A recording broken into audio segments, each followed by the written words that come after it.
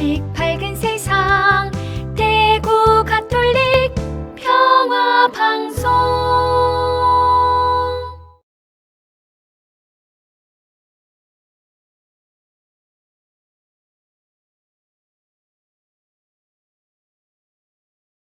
참 예수님 사드리구에서 청년, 청소년 사목을 담당하고 있는 이성웅 세례자 요한 신부입니다.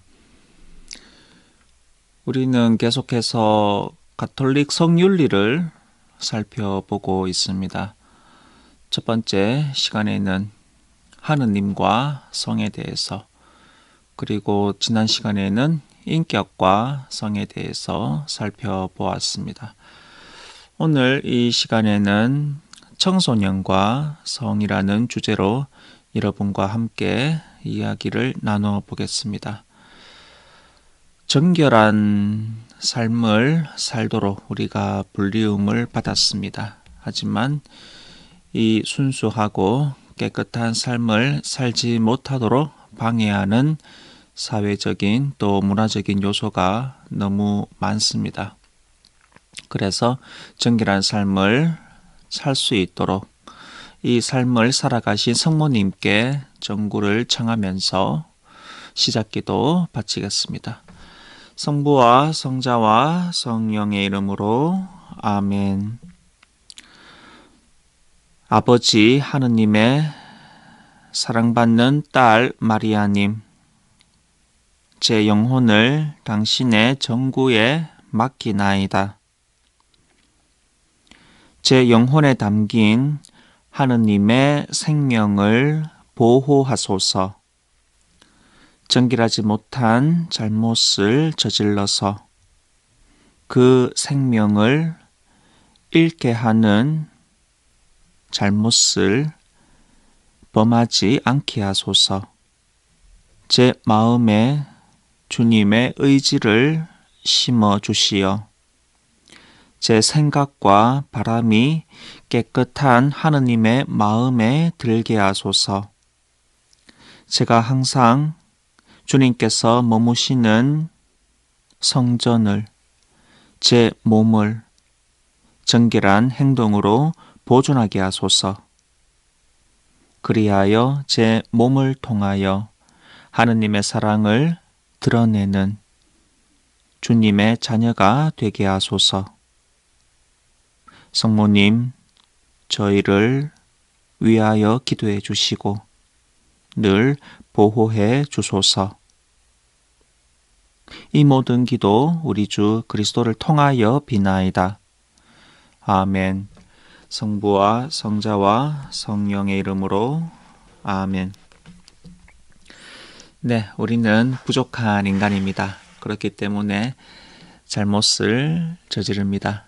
성도 마찬가지입니다. 우리가 성적인 존재이기 때문에 잘못된 성적인 결단을 내림으로써 또 우리가 부족한 점을 시인하게 되고 또 고백을 하게 됩니다. 그래서 항상 성인, 성녀들의 전구를 청하시고 특히 성모님의 모범을 따라 살아가도록 노력하는 우리들이 되었으면 좋겠습니다. 지난 시간에 인격과 성을 살펴보면서 우리 삶의 단계들을 한 번씩 다 살펴보았습니다. 프로이드와 에릭슨의 이론을 따라서 우리가 어떻게 성장해 가는지 보았습니다.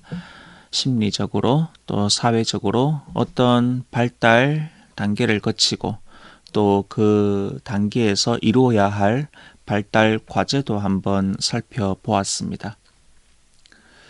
그리고 거기에 맞는 바람직한 성적인 교육의 요소가 어떤 것들이 있는지 보았습니다. 우리 성적인 리비도에 따라서 우리 삶이 맨 처음에는 구강기, 그리고 학문기, 그리고 생식기, 그리고 잠복기 이렇게 단계를 계속 거쳐갑니다. 그 다음에 나오는 것이 바로 후기 생식기에 해당되는 청소년기라 하겠습니다. 이 청소년 시기에는 성호르몬이 아주 왕성하게 분비가 되는 시기입니다. 남자는 고환에서, 여자는 난소에서 이 호르몬이 분비가 됩니다. 그래서 신체적으로 아주 발달이 되는 그런 시기입니다. 특히 여성의 신체를 보면 키가 갑자기 또 크게 됩니다. 또 초경을 하고 또 가슴도 점점 커지게 되죠. 음모도 또 출현을 하고 겨드랑이의 털도 이제 자라게 되는 시기입니다. 그렇기 때문에 갑자기 이런 변화가 일어나기 때문에 이제 자기 몸을 보면서도 놀라고 또 그 시기에 또 정체성이 갑자기 또 이렇게 혼란을 겪는 시기라고 했습니다. 그때 발달 과제가 내 정체성을 찾는 시기입니다.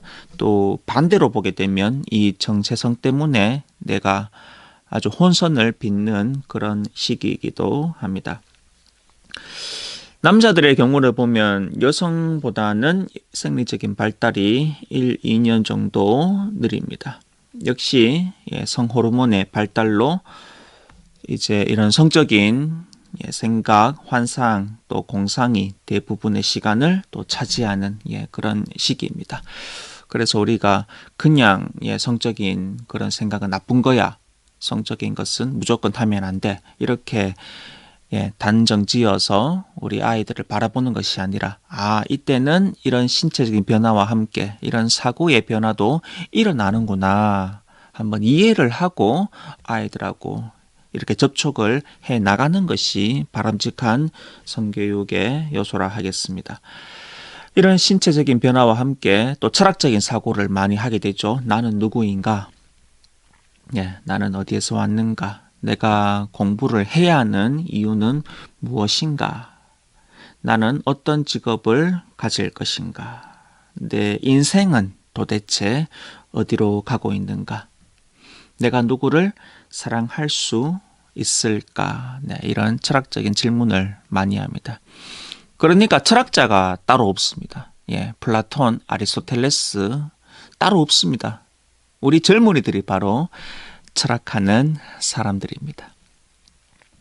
그렇기 때문에 사실 이 시기에 우리가 어떤 교육을 잘 주기 위해서는 아이들이 철학하는 사고에 맞게 동기부여를 해주는 것이 중요합니다. 무조건 공부를 해야 돼. 이때 또 대학 입시를 준비해야 하는 시기이기 때문에 공부해야 돼. 너 놀면 안 돼. 친구 만나면 안 돼. 너 그렇게 취미생활에만 몰두해서 도대체 뭐가 될래? 이렇게 하면 오히려 이제 반항심이 생기는 거죠. 그러면 부모의 권위가 높아지는 것이 아니라 더 떨어지게 됩니다. 그렇기 때문에 공부를 해야 하는 이유는 무엇인가? 그리고 진정으로 행복한 삶을 어떻게 우리가 영위할 수 있을까? 이런 내용들을 학교에서도 가르치는 것이 중요합니다. 저도 사실 이 시기를 많이 보냈는데 별로 안 좋은 기억밖에 없어요. 왜냐하면 새벽 6시에 벌써부터 보충 수업이 시작이 되었습니다. 그리고 밤 12시까지 독서실에서 공부를 했던 기억이 납니다. 그러니까 공부가 사실 안 되죠. 물론 제 잘못도 있지만 밤 10시 넘어가니까 집중 안 됩니다. 그래서 친구 괜히 붙잡고 오목 두고 장기 두고 밖에 나가서 떡볶이 사 먹고 그랬던 기억들 나는데 물론 저희 불찰이 있었지만 그만큼 동기부여 없이는 공부가 잘 안 된다. 공부만 하면 공부가 안 됩니다. 하지만 우리가 어떻게 사는 것이 행복한 삶인가? 행복을 배우면 공부가 됩니다. 이 행복은 또 관계 속에서 살아갑니다. 이루어지는 것이죠.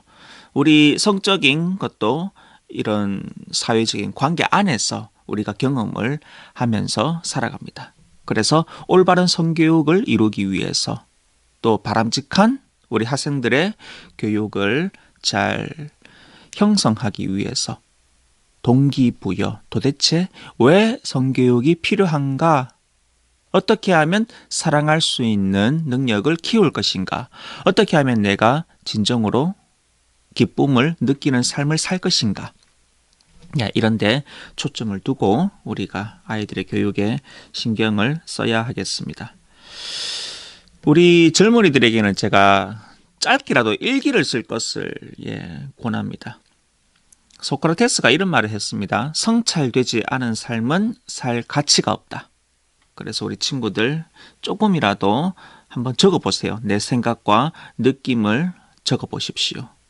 그리고 오늘 내가 느꼈던 감사하는 것에 대해서 한번 살펴보시기 바랍니다. 네, 저는 매일 아침에 한 20분 동안 성체조배를 하는데 먼저 하느님께 감사를 드립니다. 그러니까 너무나 삶이 풍요로워집니다. 예. 어제 있었던 일들 감사를 드립니다. 가면 감사할 것이 너무나 많습니다. 시간자매님께서 맛있는 음식을 주심에 감사하고 동료 사제들과 함께 미사를 봉헌하심에 감사하고 또 요즘 제가 신앙 영어 프로그램으로 유튜브를 하고 있는데 또 이 프로그램을 통해서 우리 젊은이들에게 또 신자들에게 영어로 하느님을 전할 수 있는 이런 기회들 허락해 주심에 감사합니다. 그래서 이런 프로그램들 개발하게 된 것에 대해서 또 평화방송을 하는 이런 시간들, 미디어를 통해서 주님을 전하는 이런 기회들에 대해서 또 그리고 오후에 또 운동을 하면서 제가 살아있는 그 활력을 느낍니다.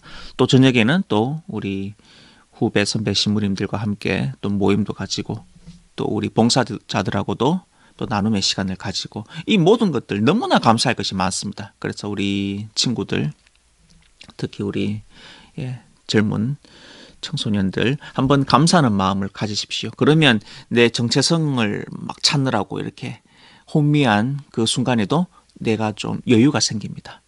부모님께 감사하고 또 이런 시기를 주신 하느님께 감사하고 특히 내 신앙에 대해서 또 내가 범한 잘못을 용서해 주는 고해 성사에 대해서 이렇게 감사하면서 살아간다면 더 풍요로운 청소년 시기를 보낼 수가 있습니다. 그리고 부정적인 생각을 또 없앨 수가 있습니다. 또 내가 가지고 있는 철학적인 사고들, 이 성적인 단계에서 볼 때 청소년기에는 아주 고민을 많이 한다고 했죠. 근데 감사를 하면서 하느님께 나를 봉헌한다면 내가 누구인가, 내가 무엇을 해야 하는가 이렇게 정리가 될 수가 있습니다. 그래서 성이라고 하는 것은 단순히 한 부분도 떼어서 이제 성교육을 해야 돼 이런 것이 아니라 우리 전체 영성하고도 내 삶과도 관계가 있다. 왜냐하면 내가 태어나서 죽을 때까지 태어나기 전부터라고 했습니다. 수정되는 순간까지 죽어서도 성은 있다고 했죠. 남성 여성으로 천국에 있죠. 그래서 이 성과 내 삶은 분리가 되지 않습니다. 그래서 내 삶 전반에 대해서 주님께 감사할 때 내 정체성을 잘 깨닫게 되고 또 올바른 삶을 살게 됩니다. 그리고 청소년기에는 또 실수를 많이 합니다. 또 우리 부모님들이 자녀들에 대한 걱정이 지나쳐서 또 실수를 용납을 또 하지 않는 경우도 있죠. 그렇게 되면 더 이렇게 개입이 생기게 되는 겁니다. 그래서 우리 아이들 완벽하지 않다. 나도 완벽하지 않지 않습니까? 성인인 나도 부족하니까 충분히 저 시기에는 저럴 수 있어. 그래서 용서하고 또 우리 청소년들도 좀 여유를 가지고 내 부족함을 바탕으로 해서 내가 성장한다. 이런 좀 진보적인 생각 그리고 좀 여유 있는 생각을 가지고 지냈으면 좋겠습니다. 특히 우리 청소년들이 힘들어하는 것이 또 고해성사인데 이 고해성사를 통해서 내가 더 성장할 수 있다는 그런 생각도 많이 가졌으면 좋겠습니다. 제가 미국에서 10년 동안 신학교 생활과 또 본당에서 또 사목을 했고 계속해서 또 박사 공부를 하면서 보냈는데 제가 가장 좋았던 것이 뭐냐 하면 이 고해성사를 통한 청소년들과의 상담이었습니다. 또 이런 기회를 너무나 많이 만들어주는 미국 교회가 참 부럽기도 했습니다. 젊은이 전체를 위한 성령 대회가 있으면 그 안에 들어가 있는 프로그램이 고해성사입니다. 그래서 저는 2박 3일 동안 한 10시간 정도 고해성사를 들은 적이 있습니다.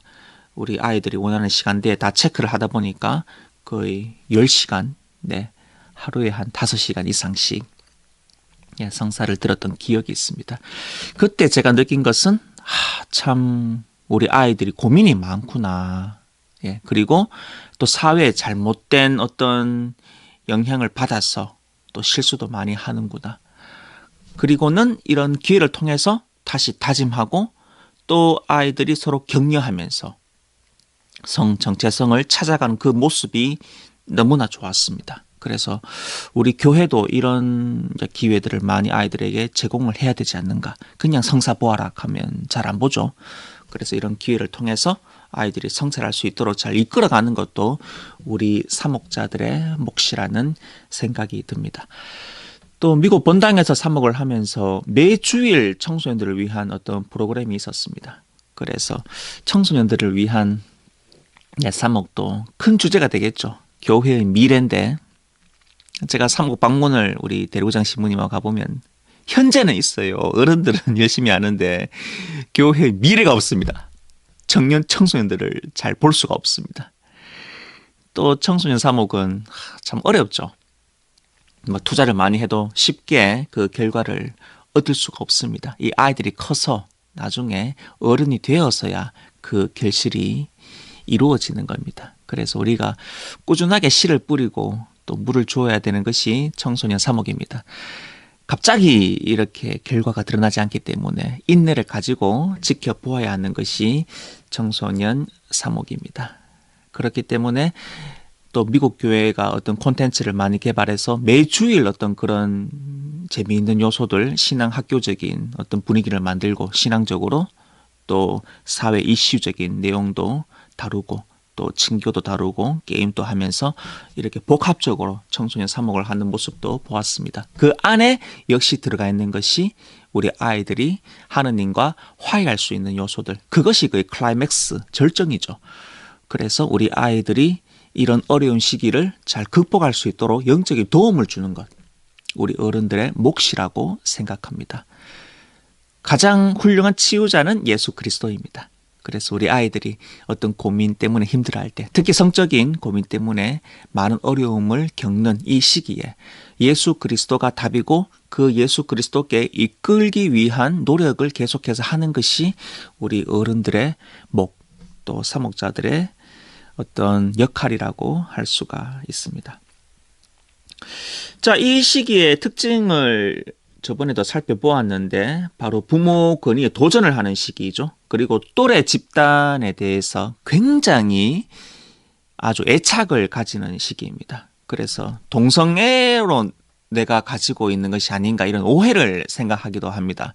왜냐하면 친구들하고 너무 친밀하니까 동성 간의 어떤 우정도 굉장히 싹트는 시기, 또 또래 집단의 압력을 많이 받는 시기죠. 그래서 그 안에 내가 꼭 속하고자 하는 그런 욕구도 있습니다. 그래서 내가 동성애는 아닌가 이런 오해도 가지는데, 당연히 그 시기는 그런 생각을 할 수 있다. 그래서 동성애로 오해하는 것은 우리가 생길 수 있다. 이렇게 생각을 하시면 되겠습니다. 그리고 외부적인 내용들, 특히 우리 잠복기라고 했죠. 우리 이제 초등학교 시기에는 이제 외부로 활동이 많기 때문에 밖으로 보통 에너지가 나가 있는데 이제 청소년기가 되면 이 외부에 있던 에너지가 나한테로 또 오게 됩니다. 그래서 생각을 많이 하고 내 정체성을 발견하는 시기입니다. 그렇기 때문에 이때 부모님 보기엔 답답하죠. 너 공부하는 거 뭐하니? 딴 생각하니? 너 또 쓸데없는 생각하지? 그렇게 잔소리를 하게 되면 오히려 아이들의 성장에 좋지 않습니다. 더 반항심을 불러일으킬 수가 있죠. 또 이때 또 이성에 대한 관심도 많이 커지게 되고 또 연애를 할 수도 있습니다. 그렇기 때문에 올바른 모델을 제시하는 것이 아주 중요한 관건이 되겠습니다. 무조건 하지 마, 너 하면 안 돼. 부정적으로 하게 되면 더 하고 싶죠. 더 반항하고 싶죠. 제가 자유 시간에 뛰쳐나가서 떡볶이를 먹으면서 반항을 했던 것처럼 더 반항하고 싶어요. 에이, 뭐야? 이러면서 또 게임에 빠질 수도 있고 또 나쁜 쪽으로 또 중독으로 빠질 수도 있는 그런 요소들을 가지고 있습니다. 그래서 이렇게 잔소리를 하기보다는 어떤 학교에서도 건전하게 이 청소년기를 잘 보내서 훌륭한 사람으로 성장했던 사람들, 그 모델들, 멘토가 될 수 있겠죠. 이런 모델들을 제시하면서 아이들이 바람직하게 커 나갈 수 있도록 도와주는 것이 필요하겠죠. 그래서 10대 자녀와 이야기하는 것, 특히 성에 대해서 이야기하는 것 참 어렵습니다. 예, 그렇기 때문에 부모님이 더 인내를 가지고 또 배려심을 가지고 여유를 가지고 울타리가 되어주는 것이 필요하겠습니다. 그리고 갑자기 대화하는 거 쉽지 않습니다. 특히 성에 대한 대화들 더 어렵습니다. 그러니까 청소년기가 아니라 그 전부터 제가 성교육은 태어날 때부터 해야 된다고 지난 시간에 말씀을 드렸습니다. 어릴 때부터 자녀들과 대화하는 시간을 많이 가지시기 바랍니다. 그렇게 되면 성에 대해서 대화하는 것도 자연스러워집니다. 뭐 성교육 하시는 분들이 가르쳐 주겠죠. 뭐 학교 가서 또 안 배우겠습니까? 뭐 제가 뭐 굳이 그런 얘기 할 필요가 있습니까? 뭐 이렇게 생각하시는 부모님도 계신데, 내가 만약 아이들에게 이런 대화, 이런 기회를 제공하면서 대화하지 않는다면 아이들은 더 음성적인 곳에서 잘못된 왜곡된 성을 배우게 됩니다. 특히 우리 잘못된 미디어를 통해서 이 성을 접하고 잘못된 생각을 가지게 됩니다. 우리가 벌써 N번방 사건을 통해서, 박사방 사건 통해서 이미 그런 것들을 보았습니다. 이 청소년들이 거기에 다 연루가 되어 있습니다. 또 점점점 이 미디어에 노출되는 그 연령이 낮아지고 있습니다. 또 성에 대해서 쉽게 접하고 너무나 무분별하게 또 아주 어렵지 않게 그런 미디어적인 요소를 우리 아이들이 접하고 있습니다. 그것을 통해서 무분별하게 성에 대해서 이제 느끼게 되는 것이죠.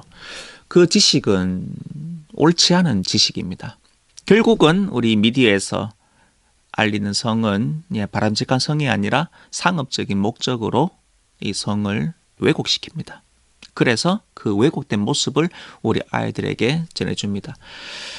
우리 틴스타에서 성교육에서 가르치는 5가지 요소들, 성에 대해서 신체적인 요소, 또 감성적이고, 또 이성적이고, 사회적이고, 영적이고, 이 5가지 별이라고 하는데, 이런 것들을 다 다루어야지 진정한 성교육이 됩니다. 그런데 우리 미디어는 이 신체적인 면만, 특히 성이라고 하면 그 육체적인 관계만 부각을 시킵니다. 그렇기 때문에 더 많은 것을 보여주면서 성을 알리는 것이 아니라 지극히 한 부분만을 보여주면서 잘못된 것을 전달하는 것이 우리 사회의 지금 미디어입니다. 그렇기 때문에 우리 부모님들이 또 선생님들이 어려서부터 아이들이 이런 개념을 잘 가질 수 있게 대화를 하는 것이 필요합니다. 제가 미국에서 사목을 하면서 느낀 것이 뭐냐 하면 이제 저녁 시간이 되면 외롭다는 것입니다. 이 사목자들이 외롭습니다. 한국 같으면 저녁 시간에 이제 레저 끝나고 2차 주회를 한다든지 또 자매님들하고 커피도 한잔하면서 또 시간도 보내면서 또 우리 청년들하고도 같이 또 시간을 보내게 됩니다. 술도 한잔할 수 있고 또 뭐 당구를 친다든지 노래방에 간다든지 또 뭐 스크린 야구를 한다든지 또 같이 또 주말에는 등산을 한다든지 뭐 낮밤 가리지 않고 아주 모임이 왕성합니다. 그런데 미국에서 제가 또 보좌 신부로서 5년을 사목했는데 저녁 시간 되면 그냥 끝입니다. 저는 방에 들어갑니다. 물론 그때는 또 논문을 써야 되기 때문에 그런 시간이 있어서 참 다행이었습니다. 만약 제가 한국에서 사목을 하면서 공부를 했다, 아마 이 공부 못 마쳤을 것 같습니다. 유혹이 많기 때문에. 신부님 나갑시다. 신부님 당구 한 게임 칩시다. 신부님 오늘 같이 좀 뭐 산행도 하고 같이 좀 놀아볼까요? 뭐 유혹이 되게 많습니다. 우리 모임이 되게 많기 때문에. 저도 보자 때 뭐 탁사모, 탁구 동아리, 큐사모, 당구 동아리, 또 트사모, 트랙을 사모하는 모임, 걷는 동아리, 뭐 굉장히 번탕의 동아리가 많았는데 그래서 아주 사목이 아주 즐거웠던 기억이 있는데 미국에서는 저녁이 되면 조용합니다. 그냥 공부하고 책 읽고 논문 쓰고 강의 준비하고 교리 준비하고. 왜 조용한가? 바로 미국 사람들이 너무나 가정적이기 때문입니다. 저녁 미사 끝나면 모임 간단하게 하고 집으로 갑니다. 그래서 아이들과 아내와 남편과 함께 시간을 보냅니다. 그때 바로 대화의 싹이 트게 됩니다. 너 오늘 하루 어땠니? 뭐 했니? 우리 같이 기도해보자. 그러니까 애들이 이제 대화를 이제 나누는 거죠. 부모님과. 그것이 바로 성교육의 저는 시작이라고 봅니다. 그 대화 안에서 많은 교감이 일어납니다. 그러면 이제 어려운 주제인 성에 대해서도 우리 아이들이 마음을 열고 또 부모님과 대화를 할 수 있는 것입니다. 그래서 이런 시간들을 많이 갖는 것 자체가 바로 중요한 성교육의 요소이다. 또 성에 대해서 부끄러운 것이 아니라 우리 삶이 성이라고 말씀드렸습니다. 자연스럽게 대화를 할 수 있는 그런 가정적인 또 사회적인 분위기가 되어야 할 것입니다. 우리가 교육에서 뭐 수학이다, 영어다, 과학이다, 뭐 세분화해서 굉장히 아이들에게 많은 시간을 할애합니다. 그런데 정작 이제 이런 중요한 성교육에 대해서는 많은 시간, 많은 노력을 기울이지 않는 것 같습니다. 또 신체적인 면에만 한정해서 그런 교육이 많이 이루어지기도 합니다. 그래서 우리가 성을 이렇게 5가지 별 말씀드렸는데 다각적인 각도에서 이런 성교육의 프로그램을 개발해서 우리 아이들에게 전해주는 것이 시급한 그런 과제라고 이 연사에 외칩니다. 자, 우리 청소년기 육체적이고 성적인 성숙이 일어나는 시기, 또 분리와 자율의 시기, 나 혼자 집단에 속해 있으면서도 또래 집단에 항상 있고 싶으면서도 또 분리되는 시기, 또 독립하고 싶고 자율성을 가지고 싶고 또 자기의 가치관에 대해서 재평가가 이루어지고 또 자기 중심적인 사고를 또 하게 되죠. 그래서 우리 부모님이 우리 청소년기 아이들과 건전한 관계, 친밀한 관계를 이루기 위해서 특별히 신경을 쓰고 노력을 해야 된다. 쉽지는 않겠죠. 이 청소년기도 또 세 부분으로 나누면은 그 특징을 보면 청소년 초기입니다. 사춘기 이전 여자는 11세부터 13세, 남자는 12세부터 14세. 이때 특징은 또래 모임을 중요시하고 동성애에 끌리고 또 독립욕구가 증가하고 비현실적인 목표. 이때 초등학생 시기인데 아직까지 나는 대통령이 될 거야. 나는 과학자가 될 거야. 이런 시기죠. 청소년 중기가 됩니다. 남자는 14세에서 17세, 여자는 13세에서 16세. 이때는 특징을 보면 이제 신체적으로 급성장을 하게 되고 또래 집단의 친밀감이 증폭합니다. 특히 이성에 대해서 관심을 가지고 또 심리적인 동요가 일어나죠. 그리고 미래 직업관이 청소년 초기보다는 좀 더 실제적이고 구체적이 됩니다. 그래서 뭐 대통령이 꿈이 아니고 과학자 꿈이 아니고 실제적으로 내가 할 수 있는 것 그런 것들을 설정을 하게 되는 거죠. 청소년 말기 남자 17세에서 21세, 여자는 16세에서 21세인데 이때는 좀 더 이제 성숙을 하게 되죠. 중요한 사람과 성숙된 만남을 하는 시기, 또 배우자에 대해서 현실적인 생각을 가지게 됩니다.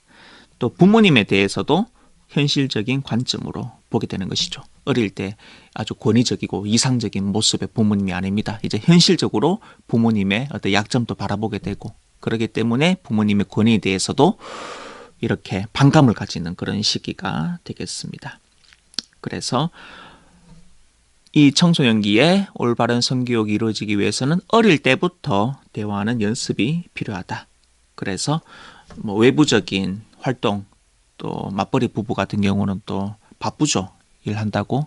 그렇기 때문에 가정에 또 아이들의 소홀해질 수가 있는데 이 가정에 충실한 것이 성교육의 첫 번째 단계이다라는 거 꼭 명심을 하셨으면 좋겠습니다.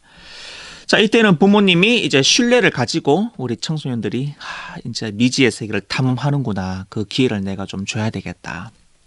이런 생각을 가지면 우리 아이들이 스스로 정체성을 발견하게 됩니다. 물론 너무 아이들을 이렇게 방목하는 것이 아닙니다. 또 멋대로 살아라 이런 것이 아니죠. 적절한 당근과 채찍을 주는 것이 되겠죠. 그래서 계속해서 부모가 내 방식대로 강요를 하게 되면 이제 정체성의 혼란을 느끼게 되고 부모님에게 오히려 적대감을 느끼게 됩니다. 그래서 아이들이 올바른 어른으로 성장하는 시기이기 때문에 정서적, 사회적으로 잘 성장할 수 있도록 부모님이 뒤에서 이렇게 백그라운드가 잘 되어주는 것이 필요합니다. 남에게 인정을 받으려는 집단화와 또 한 개인이 되려는 개별화 사이에서 갈등이 일어난다. 그런 시기이다. 잘 이해를 하실 필요가 있습니다. 이때의 바람직한 성교육적 요소, 일단 부부가 먼저 서로 존중해 주는 것이 필요합니다. 부부가 서로 사랑하는 것을 보여주는 것. 이 부부끼리의 사랑도 너무 이렇게 너무 안 보여주려고 하고, 왜냐하면 그 모습을 보면서 우리 아이들이 성장하게 됩니다. 그 자연스러운 부부와의 사랑 표현, 그런 언어, 성의 언어, 그런 것들을 통해서 우리 아이들이 알게 모르게 사랑을 느끼게 됩니다. 그리고 부부가 서로 존중해 주는 것, 배려해 주는 것. 성은 바로 배려, 이해, 그런 것들이 빠져서는 안 되겠습니다. 그래서 끊임없이 우리 아이들이 부모님에게 도전할 때 꿋꿋하게 울타리가 되어주는 것, 이상과 현실 사이에서 힘든 시기를 보내는 청소년들을 이해해 주는 것, 그것이 바로 권위 있는 부모가 되는 방법인 것입니다.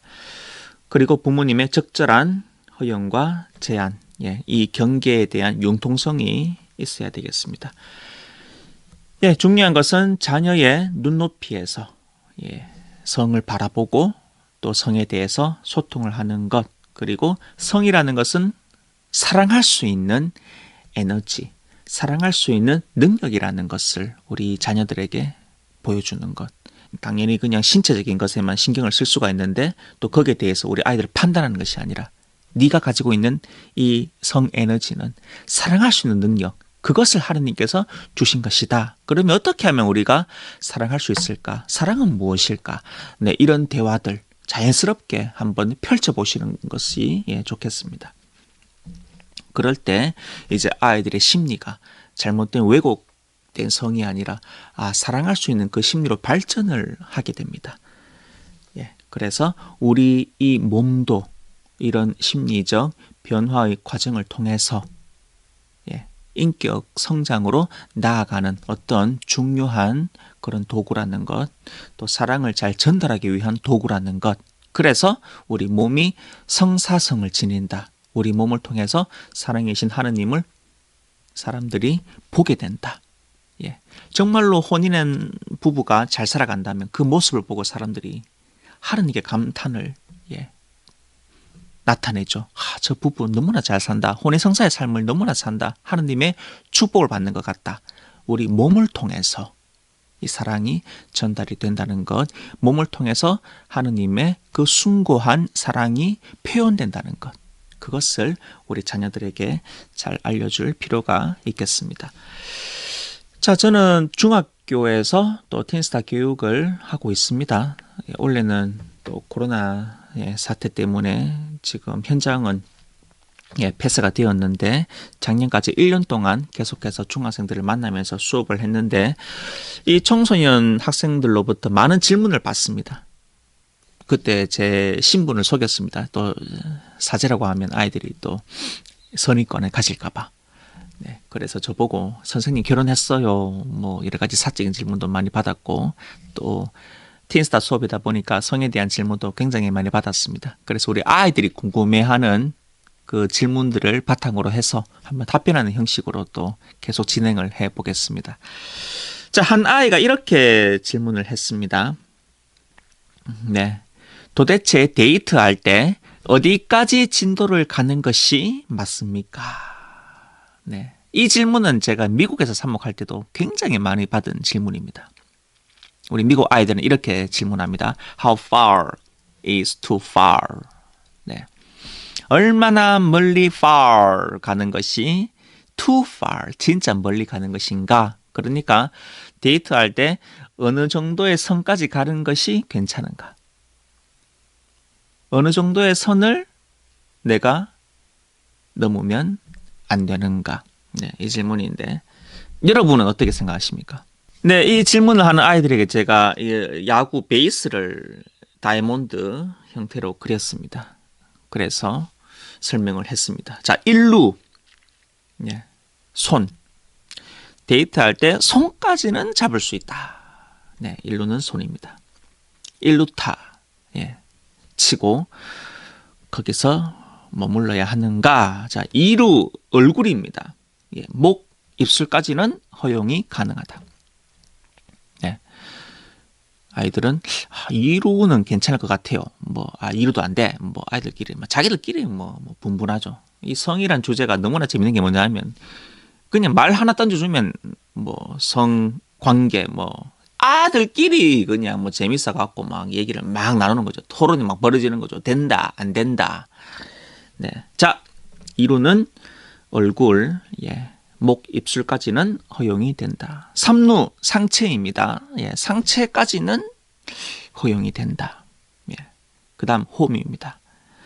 하체, 바로 성관계를 의미합니다. 그런 데이트할 때 성관계가 가능할까? 네, 어떤 아이는 그냥 홈런 치고 홈까지 들어오면 안 됩니까? 이런 아이도 있고, 나는 2루까지만 갈 거야. 어떤 아이는 3루타 한번 칠 수 있지 않나요? 다양하게 아이들이 질문을 하는데 여러분들은 어떻게 생각합니까? 자, 그런데 이 질문에 대한 답을 드리기에 앞서서 한번 생각해 볼 것이 있습니다. 과연 이 질문은 올바른 질문인가? 저는 이 질문에 대한 질문을 던지고 싶습니다. 이 질문이 올바른 질문인가? 왜 이런 의문을 제가 던지냐 하면 잘못된 질문을 가지고 올바른 답을 얻을 수가 없습니다. 물론 엉뚱한 소리 해도 정답을 주는 사람도 있지만 질문이 잘못되었습니다. 그러면 어떻게 답이 올바로 나올 수가 있겠습니까? 수능 시험을 치는데 수학 질문 자체가 잘못되었습니다. 그런데 바른 답이 나올 수가 없습니다. 자, 이 질문에는 함정이 있습니다. 이 질문은 바로 자기 중심적인 질문입니다. 내가 이성 친구에게서 어디까지 얻을 수 있는가? 내가 너로부터 어디만큼 만족을 취할 수 있는가? 바로 나 중심의 사고를 담고 있습니다. 그런데 가톨릭이 말하는 성윤리는 나 중심이 아닙니다. 상대방에 대한 배려를 담고 있습니다.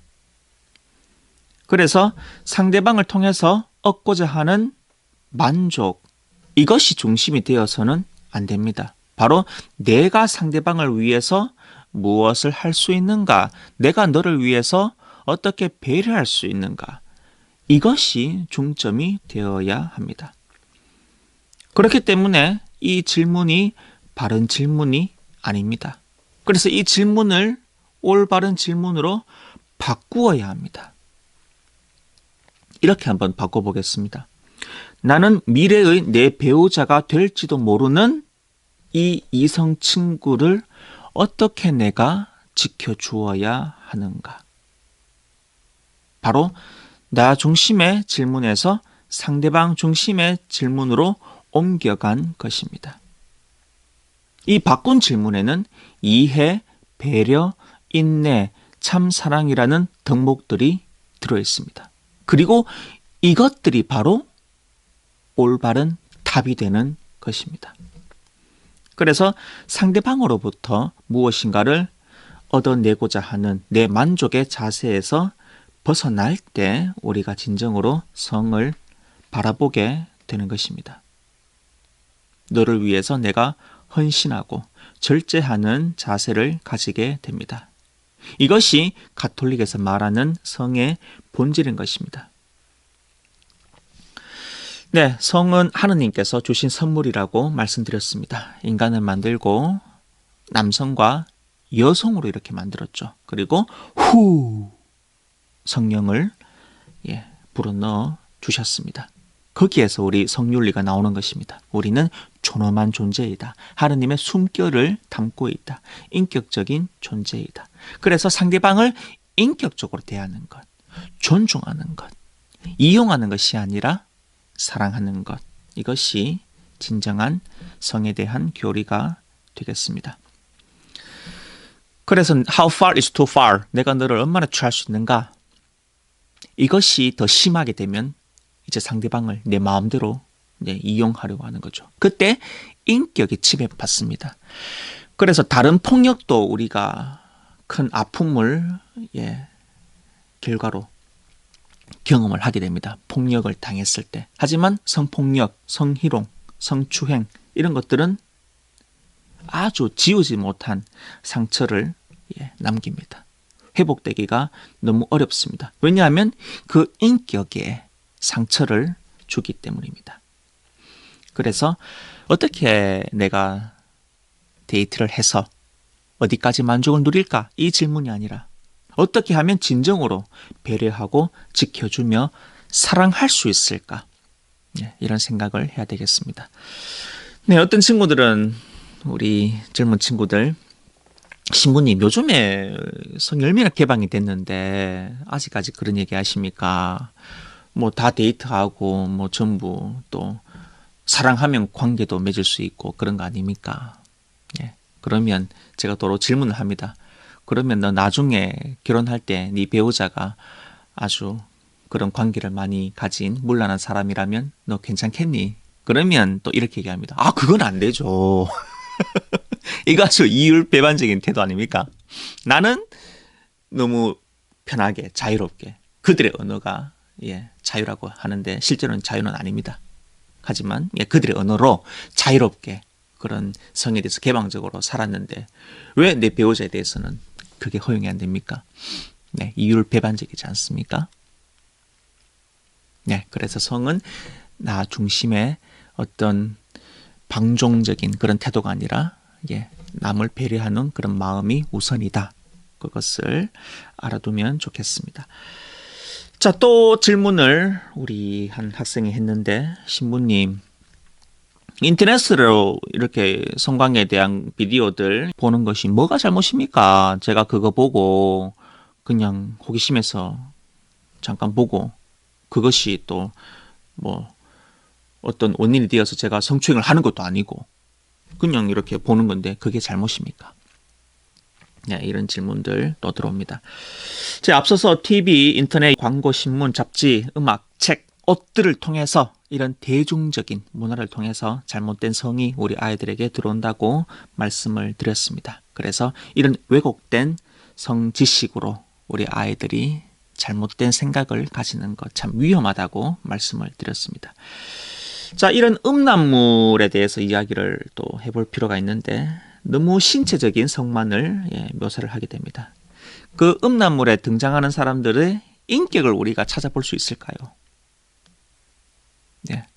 인격을 찾아볼 수가 없습니다. 그래서 음란물은 더 많은 것을 보여주는 것이 아니라 더 적은 것을 보여줍니다.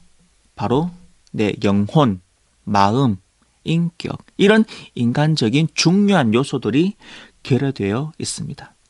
그리고 거기에 과연 희생, 배려라는 요소들을 찾아볼 수 있겠습니까?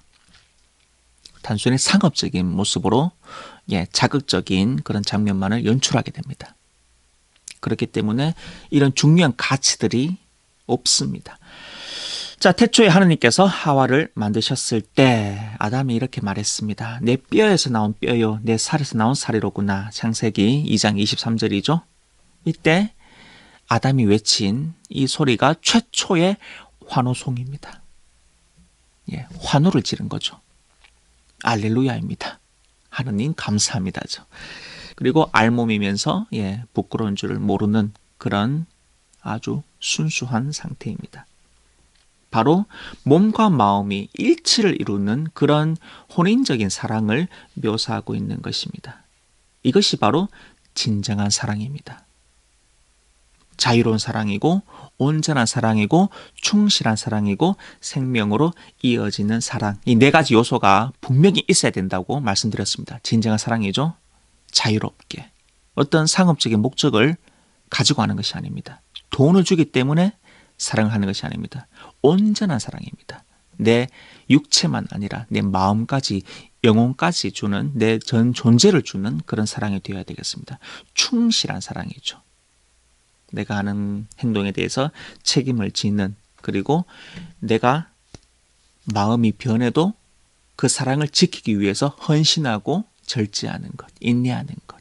이 요소가 있어야 되겠죠. 그리고 생명으로 이어지는 사랑, 개방된 사랑.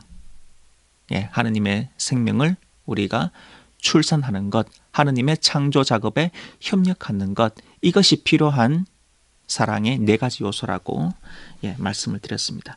자, 그런데 이 음란물은 이 4가지 요소가 완전히 길어되어 있습니다. 돈이 목적인 것이죠. 온전한 사랑이 아니죠. 저는 스포츠를 좋아해서 이제 미국에서 아주 운동을 많이 봤습니다. 프로 야구도 메이저리그 많이 봤고, 또 농구가 인기죠. 또 가장 또 시장 가치가 높은 것이 풋볼, 아메리칸 풋볼인데, 놀라시겠지만 이 포르노 산업이 이 3가지 엄청난 시장을 합친 것보다 더 크다고 합니다. 어마어마하겠죠. 그만큼 이 돈을 목적으로 이 산업이 크게 벌어져 있는 것입니다. 또 온전한 사랑이 아니죠. 몸과 마음의 일치가 아니라 몸만 주는 그런 사랑입니다. 그래서 음란물을 접하는 사람의 마음을 한번 생각해 보시기 바랍니다. 그 마음도 순수하겠습니까? 우리 청소년들 단순히 호기심에서 그런 음란물을 접할 수는 있겠죠. 하지만 습관적으로 계속해서 상습적으로 하게 되면 그 마음이 얼마나 탁해지겠습니까? 그것이 나중에 성인이 되어서도 나타나서 또 사회적인 무리를 일으킬 수 있겠죠. 그래서 요한 바오로 2세가 이 말을 했습니다. 포르노가 지나치게 많은 것을 보여주기 때문이 아니라 너무 조금 보여주기 때문에 문제이다. 이 말씀은 교황님께서 하신 말씀입니다.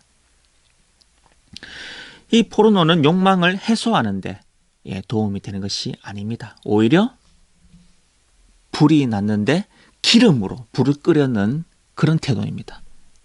그 불은 더 타오르게 되어 있습니다. 그래서 이 포르노 산업 또 성인 음란물은 성관계를 아주 부정적인 것, 불결한 것으로 인식하게 하고 내 성욕을 위해서 상대방을 이용할 수 있다. 이런 생각, 잘못된 환상까지 만들어냅니다. 그렇기 때문에 이 성을 왜곡시키는 것들 우리가 한번 생각해보고 우리 아이들이 이런 것들 접하기 전에 그런 대화를 통해서 이런 성교육적인 요소를 벌써부터 우리 아이들이 가르치는 것.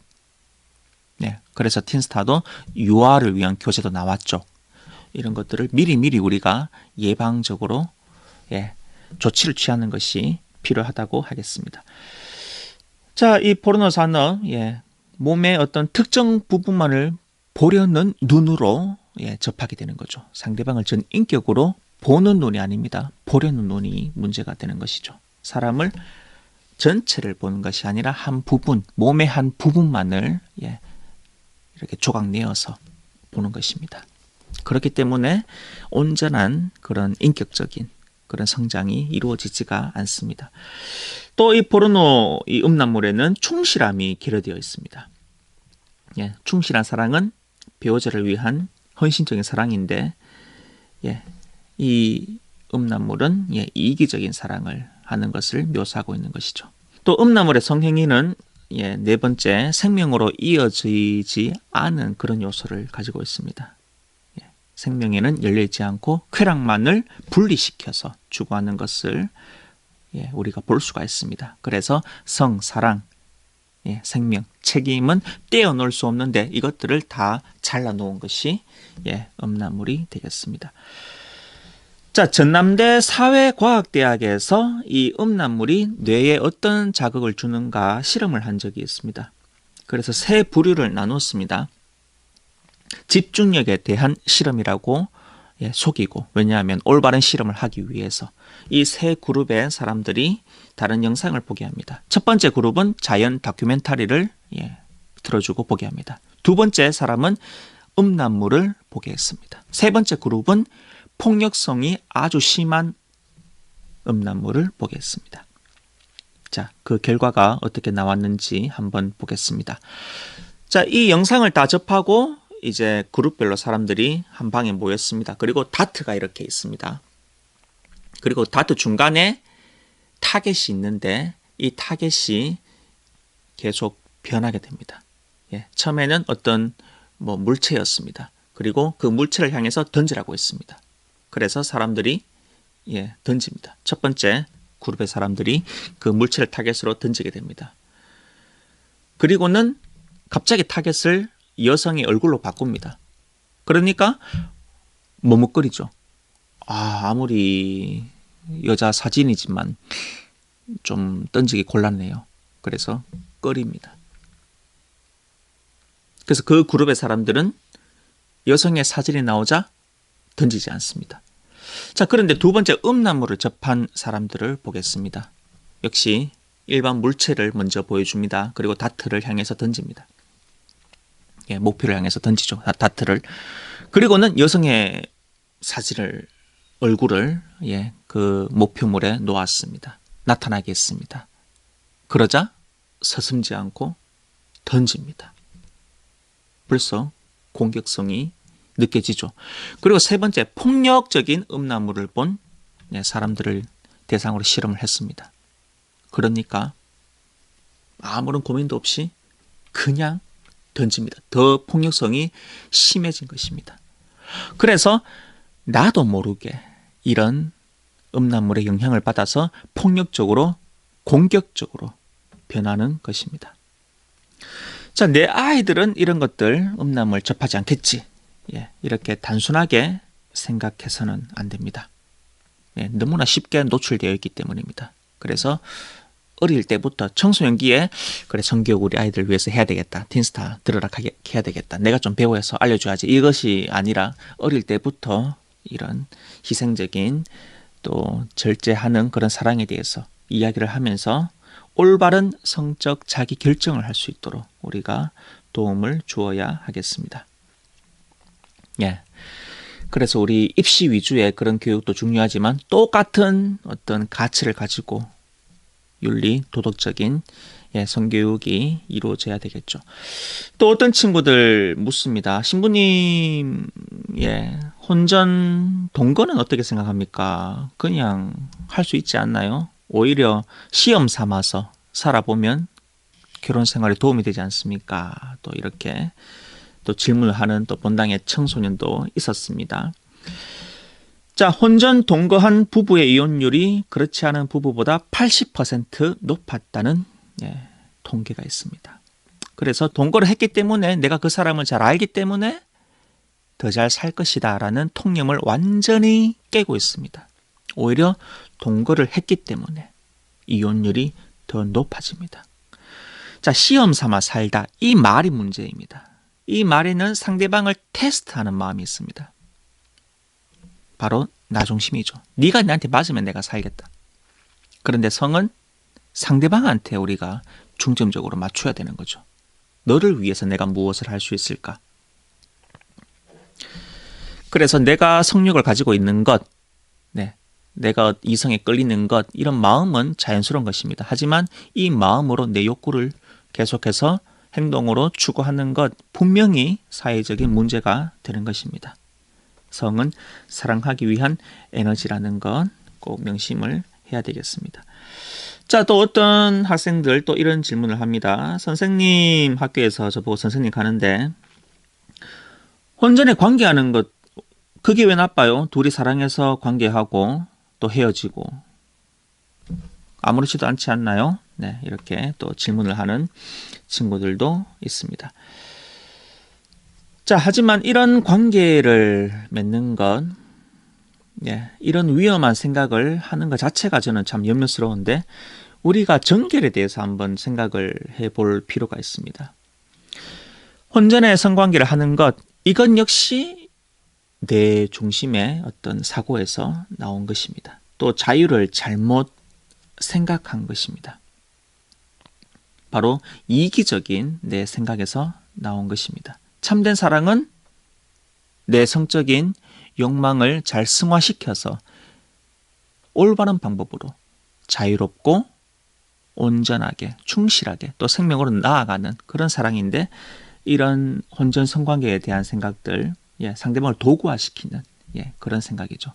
성윤리에서 사랑의 반대말은 이용하는 것이라고 말씀드렸습니다. 무관심이 아니고 미움도 아니고 상대방을 이용하는 것입니다. 그래서 내 몸이 바로 선물인데 그 몸을 잘못 사용하고 또 상대방의 몸을 또 잘못 이용하는 것이 되겠습니다.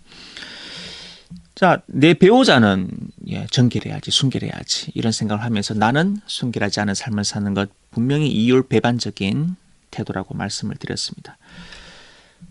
자, 그리고 내 욕망의 노예가 되는 것 이건 역시 아주 불행한 삶의 시작입니다.